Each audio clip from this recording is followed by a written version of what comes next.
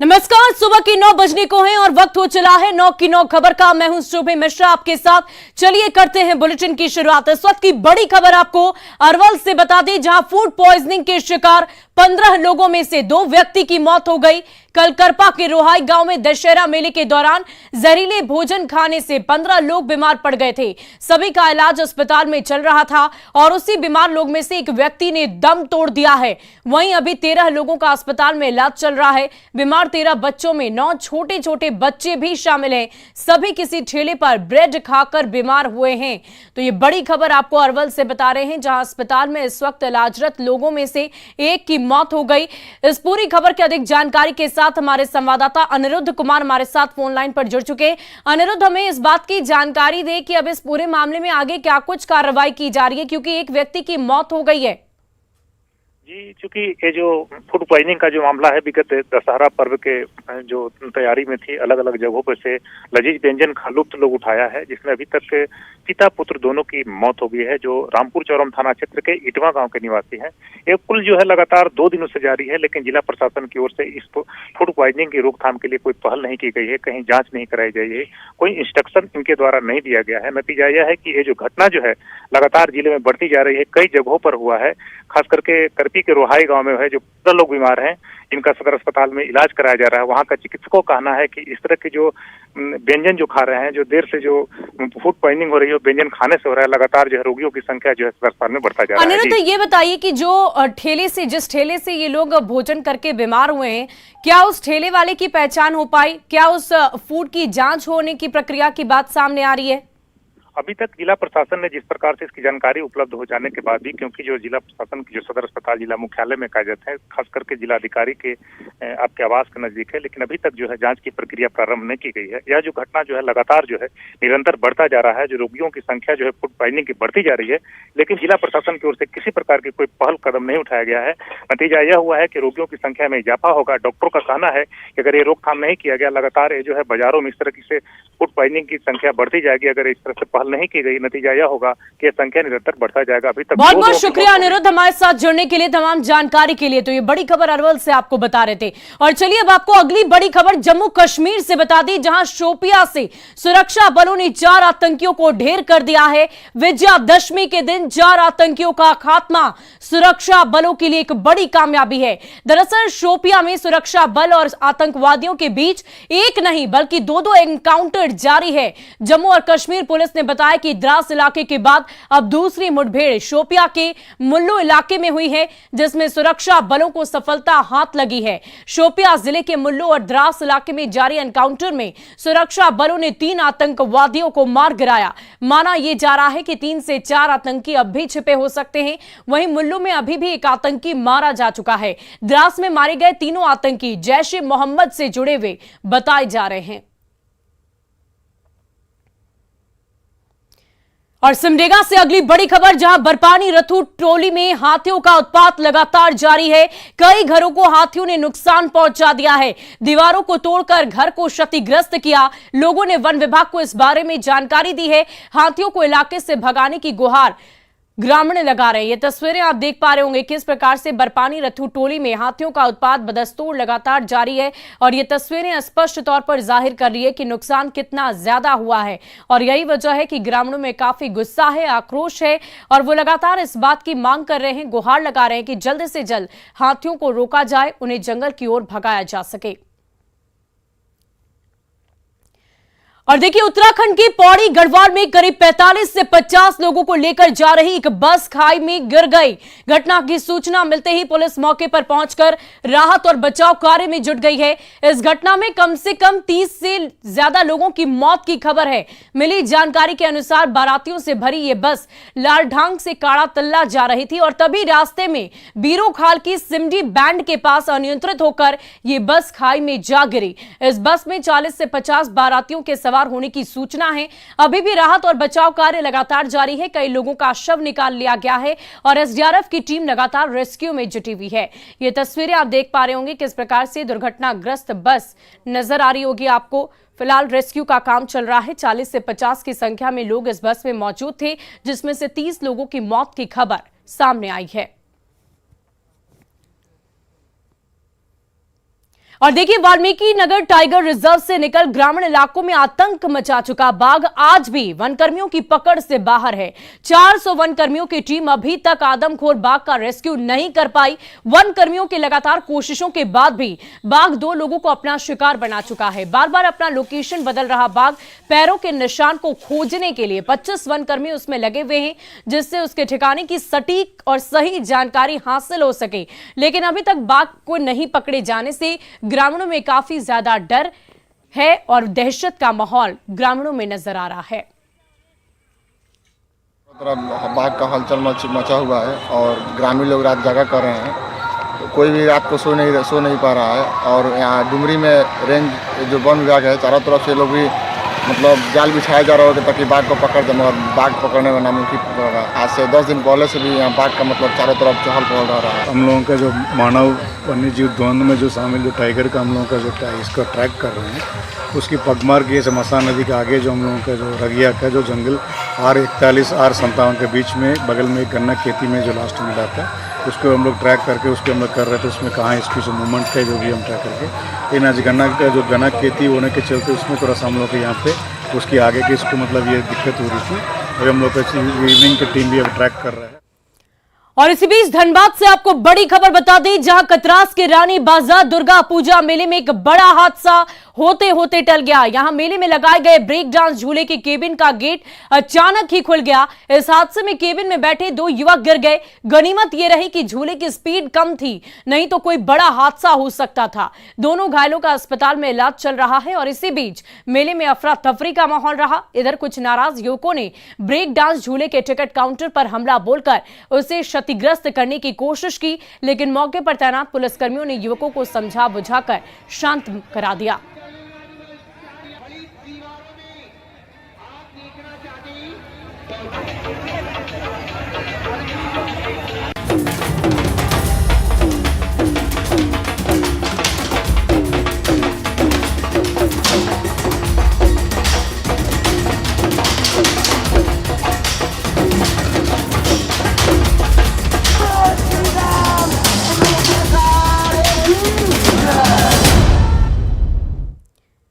और आज विजयादशमी है, असत्य पर सत्य की विजय का दिन है। ऐसे में बिहार के प्रमुख शक्तिपीठ गोपालगंज के थावी दुर्गा मंदिर में सुबह से ही भक्तों की भारी भीड़ उमड़ी हुई है। दूर दूर से श्रद्धालु माता की पूजा और आराधना के लिए पहुंच रहे हैं। मां थावी वाली का भव्य श्रृंगार किया गया है। ऐसी मान्यता है कि यहाँ जो भी श्रद्धालु सच्चे मन से आता है, थावी वाली माता उनकी मनोकामना जरूर पूर्ण करती है।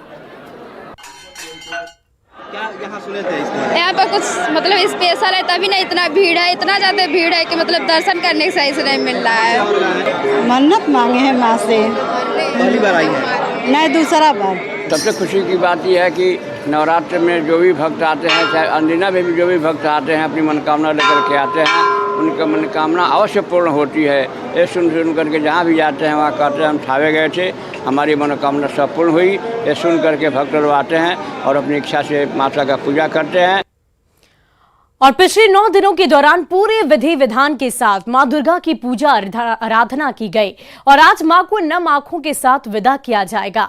हालांकि इससे पहले मां की पूजा अर्चना की जा रही है। बंगाली समाज से आने वाली महिलाएं बेलपत्र के पत्र पर मां सहाय हो उल्लेखित कर मां दुर्गा की पूजा करती है। महिलाओं से बातचीत की संवाददाता अमित कुमार ने।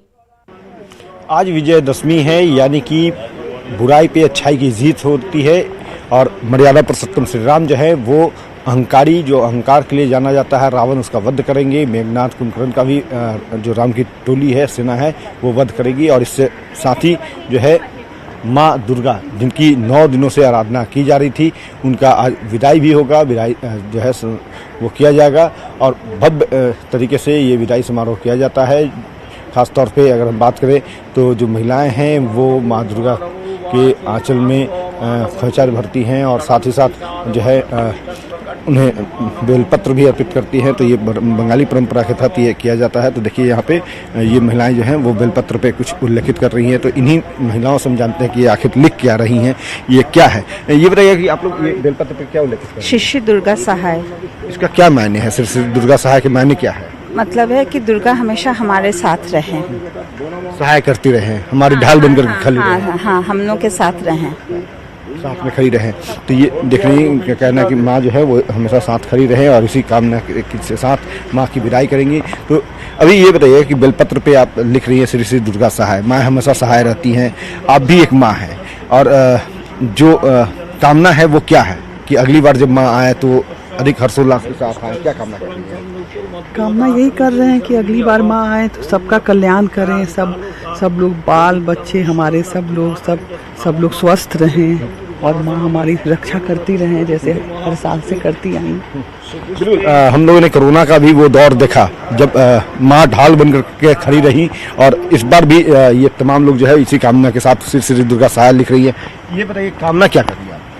बस कि साल बहुत खुशी से बीते, किसी को कोई दुख तकलीफ ना हो और जो दुख तकलीफ से हम लोग का पूरा दुनिया बीता है पिछले 2 साल वो अब कभी ना देखने को मिले और सब सुखी रहे। बिल्कुल, सब सुखी रहें और इसी कामना के साथ जो ये बंगाली परंपरा के तहत जो है महिलाएं जो है माँ की विदाई की तैयारी कर रही हैं और इसके साथ ही आज नवरात्र का समापन जो है वो कल हो चुका था और आज विजयदशमी का भी समापन होगा। तमाम जो भक्त हैं बड़े हर्षोल्लास के साथ माँ को विदाई करेंगे और साथ ही साथ बुराई पे अच्छाई की जीत जो है वो मर्यादा पुरुषोत्तम के तरफ से रावण वध के बाद देखने को मिलेगा। कैमरा पर्सन सुबोध के साथ अमित कुमार, न्यूज़ 18 पटना। और विजयादशमी के दिन आरएसएस में शस्त्र पूजा की परंपरा है। नागपुर में सर संघचालक मोहन भागवत ने परंपरागत तरीके से शस्त्र की पूजा की है। इस बार आरएसएस ने कार्यक्रम में एवरेस्ट विजेता संतोष यादव को अपना मुख्य अतिथि बनाया है। ये पहला मौका है जब आरएसएस ने किसी महिला को अपने दशहरा कार्यक्रम का मुख्य अतिथि बनाया हो। संतोष यादव ने सर संघचालक मोहन भागवत के साथ पूजा अर्चना की है।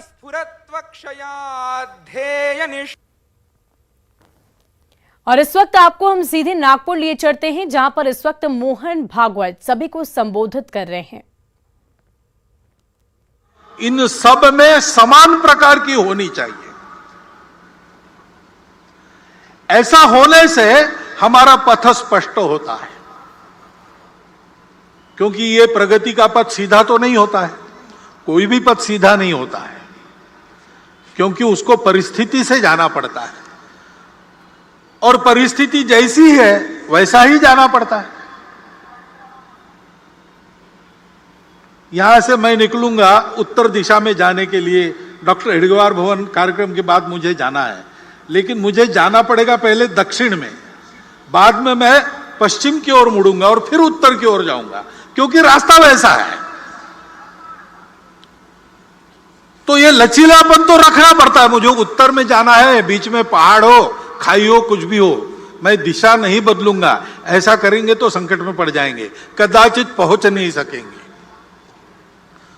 तो रास्ता निकालने वालों को लचीलापन धारण करना पड़ता है, लेकिन लचीलेपन की मर्यादा भी ध्यान में तब आती है जब अपने स्व की, अपने आत्मा की ये जानकारी, ये कल्पना अपनी स्पष्ट हो और सबकी समान हो, क्योंकि सबकी समान कल्पना ऐसी होने के बाद एक विश्वास रहता है। उस विश्वास के कारण आपसी समझदारी बनती है, लचीलेपन के कारण अविश्वास नहीं आता है। तो परस्पर समझदारी, विश्वास का भी वातावरण बनता है।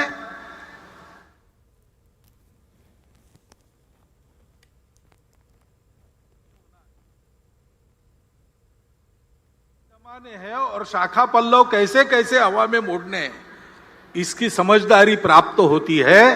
तो उसके कारण संपूर्ण समाज में एक सहचित्तता का वातावरण बनता है और उस सहचित्तता के कारण प्रगति होती है। प्रत्येक व्यक्ति के और सामूहिक रूप से हमारे समाज के राष्ट्रीय चरित्र का ये महत्व का घटक है, सहचित्तता। इसलिए हमारे संगठन मंत्र में उसको स्थान है। समानो मंत्र समिति समानी, समानम मनः सहचित्तमेषाम, समानम मंत्र अभिमंत्रमेवा। सब समान कहा है, चित्त अलग अलग हो सकता है, इसलिए वहां साथ मिलकर चलने का निश्चय यानी सहचित्तता, इसको बताया है। उस सहचित्तता के वातावरण में सबको साथ लेकर हमको चलना है। और जैसा मैंने कहा, चलना है तो चलते समय कठिनाई आती है, बाधाएं आती है। दो प्रकार की बातों से साधारणता सावधान रहना पड़ता है। पहली बाधा तो हम खुद रहते हैं। गतानुगतिकता स्वभाव की वो बाधा उत्पन्न करती है। रूढ़ि प्रियता के कारण वो बाधा आती है। समय बदलता है, समय के साथ बहुत कुछ बदलता है। समय के साथ मनुष्य का ज्ञान भी बढ़ता है और अज्ञान के कारण कुछ बातों की समझ जो थी वो समाप्त होती है, उसके जगह दूसरी नई समझ आती है। उसके अनुसार चलना पड़ता है। लेकिन रूढ़िबद्धता इस बात को रोकती है। और उसके अनुसार चलना तो है, लेकिन बदलकर चलने के चक्कर में बहुत कुछ पहले अनुभव से जो चलते आ रहा है उसमें जो शाश्वत होता है, जैसे हमारी अतिथि महोदया ने बार बार सनातन संस्कृति का उल्लेख किया। वो जो सनातन शाश्वत संस्कृति के मूल्य है, उनको छोड़ने से काम नहीं चलता। उसी बुनियाद पर नया युगानुकूल देशानुकूल प्रतिमानक कौन सा होगा, ऐसा विचार करके चलना पड़ता है। तो नित्य नूतन होना पड़ता है, लेकिन चिर पुरातन भी रहना पड़ता है। सनातन और नित्य नूतन ये साथ चलते हैं। बिना सनातन के नित्य नूतनता भटका देती है, कटी पतंग हो जाती है। और बिना नूतनता के, वो अंग्रेजी कविता प्रसिद्ध है, old order changeth yielding place to new, lest one good question should corrupt the world. परिवर्तन ये दुनिया का नियम है, उसके साथ चलना पड़ता है। लेकिन उसके साथ चलते चलते भटक न जाए, इसलिए सनातन पर पैर पक्के रखने पड़ते हैं। ये करने से मन की गतानुगतिकता हमको रोकती है। हमको उससे बाहर आकर अपने उस सनातन संस्कृति के मूल्यों का युगानुकूल देशानुकूल अभिव्यक्ति करने वाला रूप क्या है, संपूर्ण दुनिया से जो आता है उसमें भी लेने लायक क्या है, उसको देशानुकूल कैसे बनाते, ऐसा विचार करना पड़ेगा। दूसरे प्रकार की जो बाधा है, सनातन मूल्यों का क्षरण न हो, ये देखकर चलते समय और भी एक बाधा है, वो बाहर से आती है, जो भारतवर्ष की प्रगति को होने नहीं देना चाहते। उसलिए भारतवर्ष के समाज में किसी प्रकार का सद्भाव सामंजस्य जो नहीं चाहते, जिनके स्वार्थों को मार मिलेगी ऐसा उनको डर लगता है, ऐसा होने से वो सारी शक्तियां बाधा उत्पन्न करती है। अब उनके साधन भी होते हैं,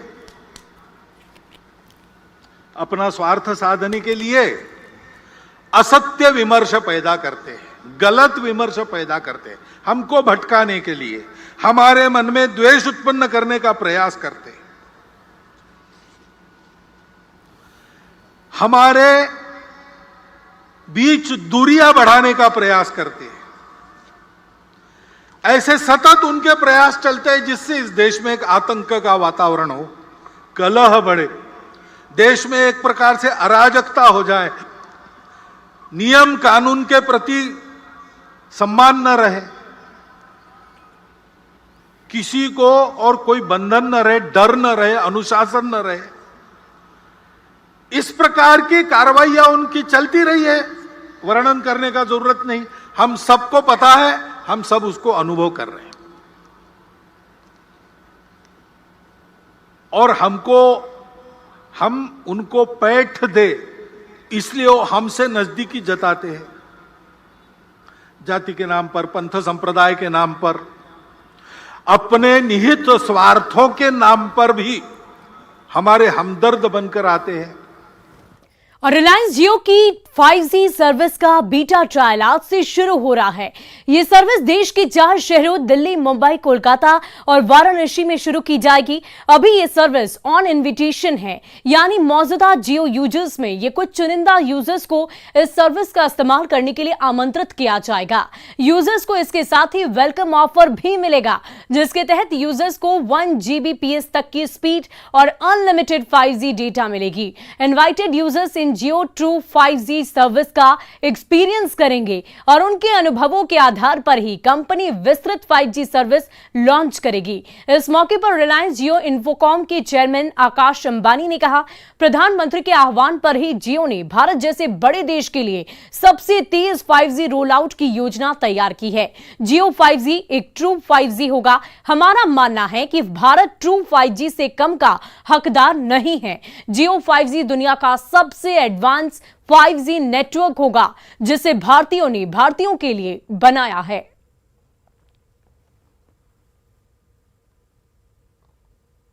और फिलहाल इस बुलेटिन में अभी के लिए बस इतना ही, लेकिन न्यूज़ 18 बिहार झारखंड पर खबरों का सिलसिला लगातार जारी है।